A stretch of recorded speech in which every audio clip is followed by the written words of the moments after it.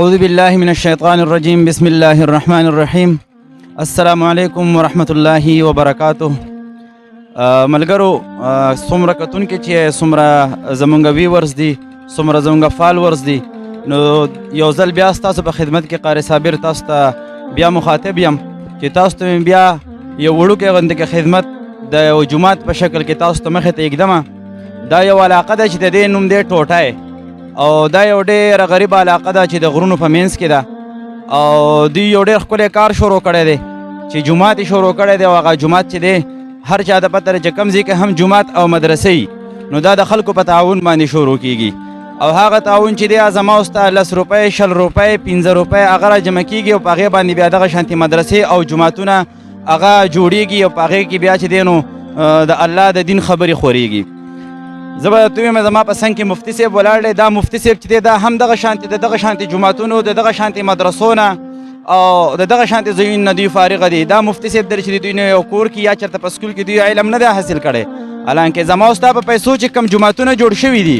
هغه پیسو باندې چې جوماتونه کم جوړ شوي هغې کې دوی سبق ویلی دی په هغې کې چې دی دوی ناست دي په هغې کې دوی ځان کړولی دی. نن الحمدلله مفتي صاحب ته چې خلک مفتي صاحب وایي دا زمونږ او ستاسو د دغې معمولي چاندو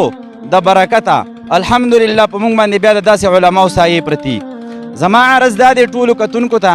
چې څومره دا ویډیو کتی شئ دا به شیر کوئ خو یو څو خبرې د سره شیر کومه.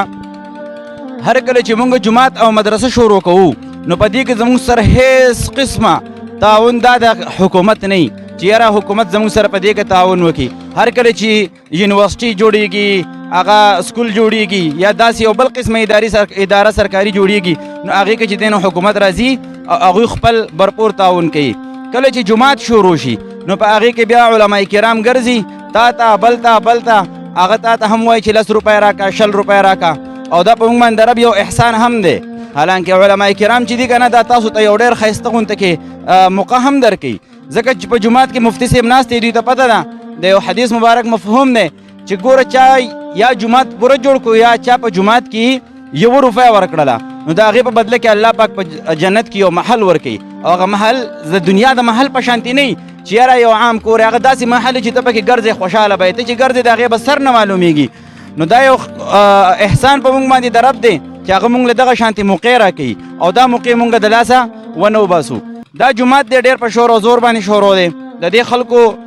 دا برکت دی چې دوی ځمکه ورکړې ده. اوس الحمدلله دا ټول خلک چې تاسو کم یې دا په ډېر غیرت باندې او ډېر په محبت باندې ولاړ دي د دې جومات هغه کار شروع دی. خو تاسو ته پته لري چې جومات دا د یو کس کار نه دی جومات چې دی دا د یو معمولي علاقې کار نه دی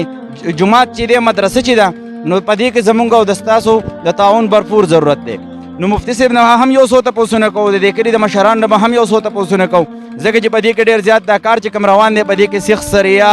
سیمټ په دې کې د هر قسمه د نغدو پیسو د هر قسمه شي زموږ ته ضرورت دی. د دې کلي علاقې که څوک دا ځای پېژني ټوټی د درګۍ سره دا شاملات کوي ملکڼي جنسي ده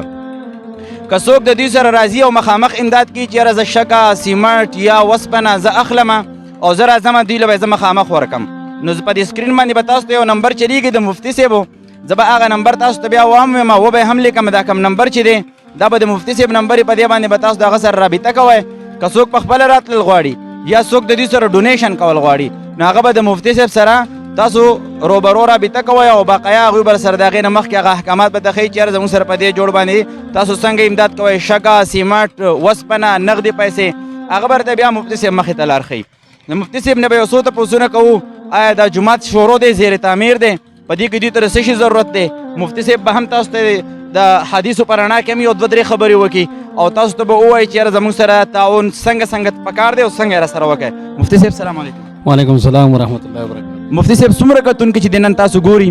نو تاسو د دې جومات په باره کې چې څومره پرزور اپیل کولی شئ هغوی ته ویلی شئ الحمدلله په دنیا کې داسې خلک شته چې موږ څونه ویډیوګانې کړې دي جوماتونه الله پاک اوچت کړي ځکه چې دا موږ شروع کړو خو د جومات کار چې دی ذمهداري چې الله اخلي الله یې په خپله رسوي. خو موږ دا وایو چې تاسو زموږ کتونکو ته څه وایه د خلکو نه ستاسو څه اپیل دی هغه تاسو برپور دی خلکو ته وایي انشاءالله العزیز الله به دا کار په خپل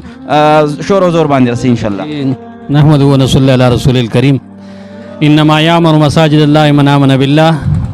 وقال النبي صلی الله علیه وسلم من بنا لله مسجدا بنى الله له بیتا فی الجنه. یعنی اللہ تبارک و تعالیٰ قرآن مجید کے فرمائی جماعتونه چې کوم دی هر هغه څوک جوړوي څوک چې د الله په ذات باندې ایمان ساتي. او بل پیغمبر علیه السلام چې کوم دی حدیث مبارک مفهوم داسې دی، یعنی کم انسان جماعت جوړ کو د انسان چې کوم دی ځان لپاره جنت کې یعنی محلات جوړ کو، بنگلې جوړ کې، مکانات جوړ کو. دارنګه دا علاقه چې کوم دی ډېره پسمانده علاقه ده، غریب علاقه ده، ټوټه علاقه ده. او د جماعت تعمیر چې کوم دی هغه زمونږ په وساطت سره چې کوم دی شروع شوی دی.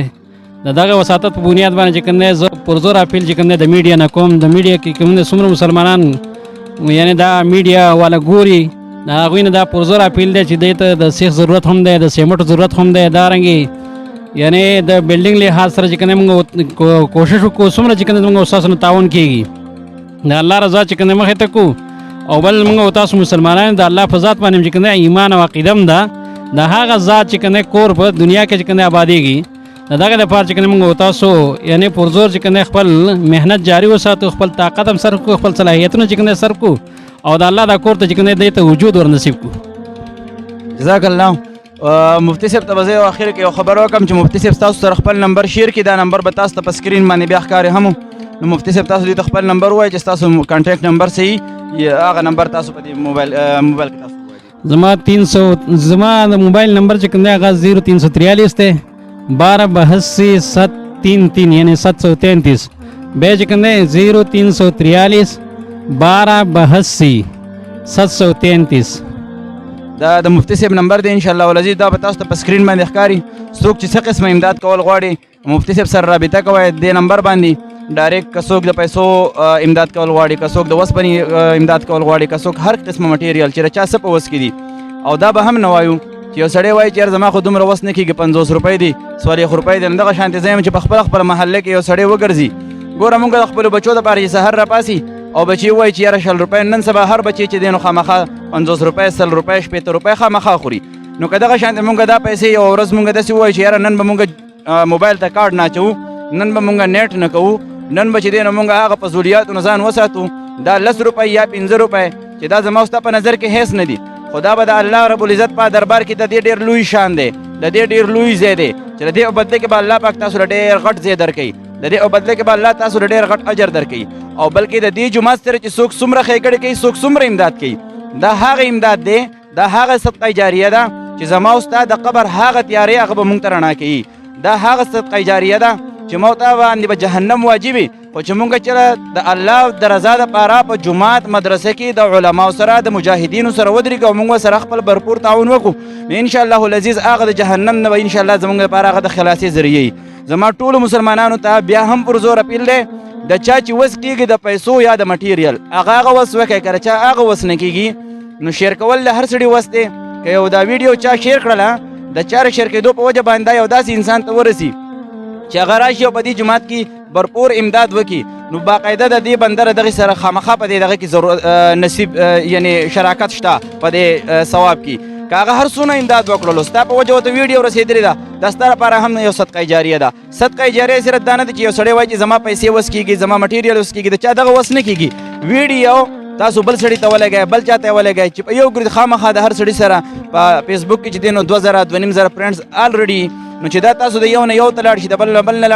لاړ شي، دا چې 50 کسان هم شیر کړي نو دا په زرګاو کسانو ته ورسي، په لکاو کسانو ته ورسي، نو دا په دې کې داسې خلک چې په هغې کې 10 کسان هم امداد وکړي، نو دا د الله کور دی. انشاءالله دې ته به مونږ میاشت 2 پس بیا راځو. نن چې تاسو په کوم حالاتو کې نه انشاءالله العزیز دا به تاسو بیا یو ښکلي د بلډینګ په نظر کې نه، او دې خلکو ته اوس نن سبا دومره سخت ضرورت دی. که تاسو جومات ولیدو تاسو په دې کلیپ کې نه هم تاسو ته ښیو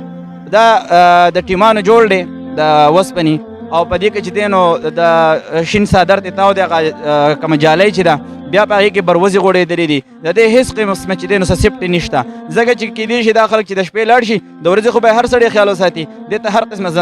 زنده سر راتلی شي. د عبادت ځای چې دی زموږ دپاره دا پکار دی چې موږ پاک صفا په سوتره ماحول کې موږ وساتو. نو ملګرو انشاءالله العزیز بیا هم ستاسو نه امیدونه دي. په سکرین چې کوم نمبر د مفتي صاحب ستاسو ته ښکاري په دې باندې تاسو هر ټایم رابطه کولی شئ. زه ستاسو نه اجازت غواړم، ستاسو ورور ستاسو ملګری قاري صابر. السلام علیکم ورحمة الله وبرکاته.